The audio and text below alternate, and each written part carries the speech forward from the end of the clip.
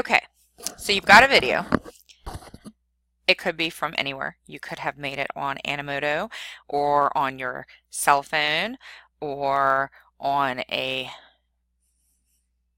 movie maker or on your Mac or picked it up outside on the street. But I used Screencast-O-Matic for mine, and I just published it before I went to get a cup of coffee. And this is the video I just made called Course Cartridges, which is going to be for week 2 in Advanced Jet class.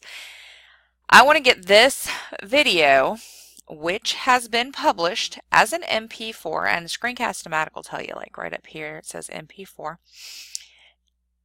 I want to publish it into YouTube. So the next step is we're going to open Google Chrome. Now, YouTube is a Google product, so it actually works best in Google Chrome.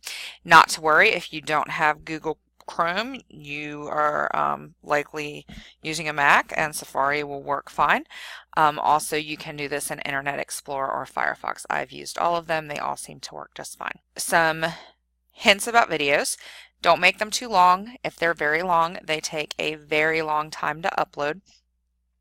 I've seen some take even an entire day to upload. So be mindful of your video length. You don't want to making the videos too super long.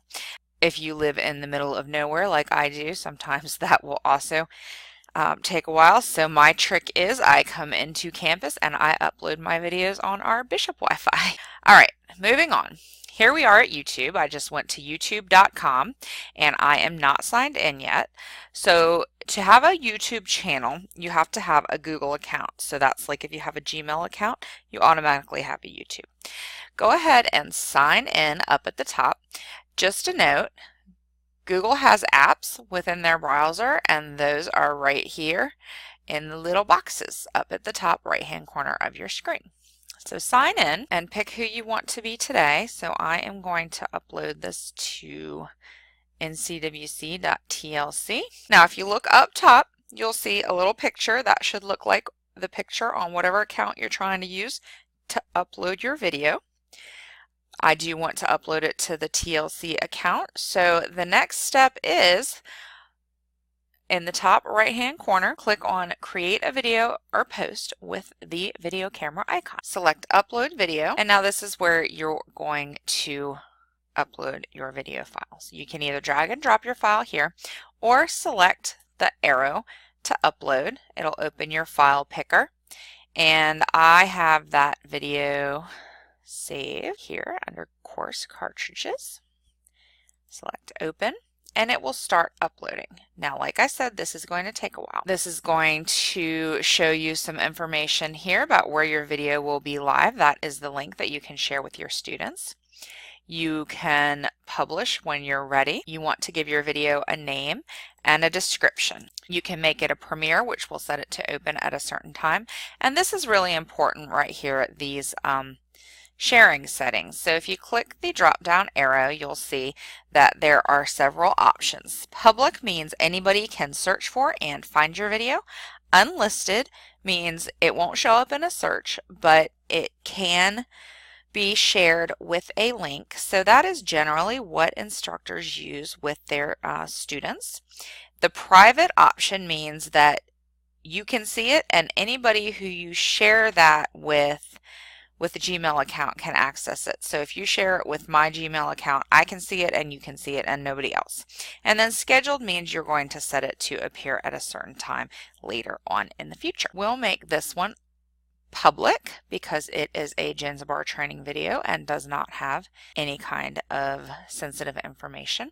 You can also manage your playlists from here. So if you click add to playlist, I have several playlists already set up in my YouTube account here, and you can see here that some of these are public and some of them are unlisted. So this is going to be in NCWC Jet tutorials. You can also create a new playlist at this point. There's some community guidelines that you can look at. For example, if you have a question about copyright or something like that, you might want to check that out. And then you can also upload a thumbnail. A thumbnail is the image that you see when you look at the video before you play it on YouTube. YouTube automatically selects a few images from within your video and suggests them, so you can use one of those or upload your own. At this point, we have selected all of our specifications, and we can select Publish at the top right-hand corner. Our course cartridges video is now live on YouTube. Since I published it as a public video, if anybody is subscribed to the NCWC TLC YouTube channel, they will get a pop-up the next time they log into Google saying that we have a new video. From this screen, you can go back to edit your video, or you can go to the YouTube Studio, or you can add more videos. You can also share on social media, email the video to somebody, or embed. If you click on Embed, it will give you a code, and it says iframe width equals 560. Basically, this is just telling you how this is going to appear in the browser wherever you embed it. So we can embed this in Jenzabar. You can also select different kinds of controls here. What we're going to do is we're going to grab this embed code. We're going to copy it and go into the Jenzabar class. I want to put this video in week 2, which is course cartridge homework. So go to edit that assignment, open up your instructions and files. I've already got some information in here, but anytime you have a text editor box, a lot of the time there is the ability to embed a YouTube video or another kind of resource such as a Edpuzzle or H5P resource into the text.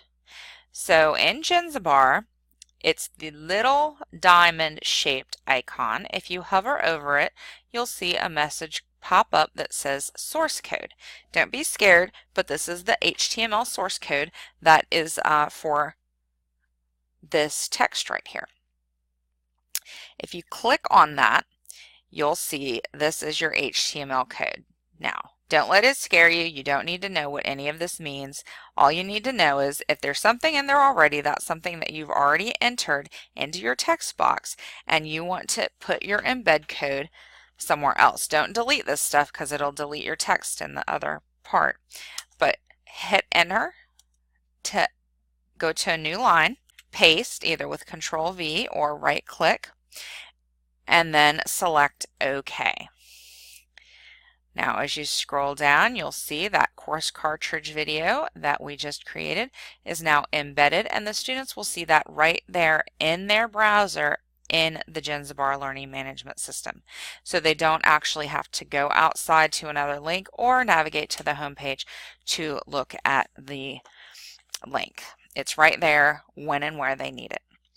So one thing that I like to do when I'm working with videos is I embed the video, but I also like to give them the link. Just in case the embed code doesn't work and they can't see the video, I want to give them the YouTube address of where this thing is located.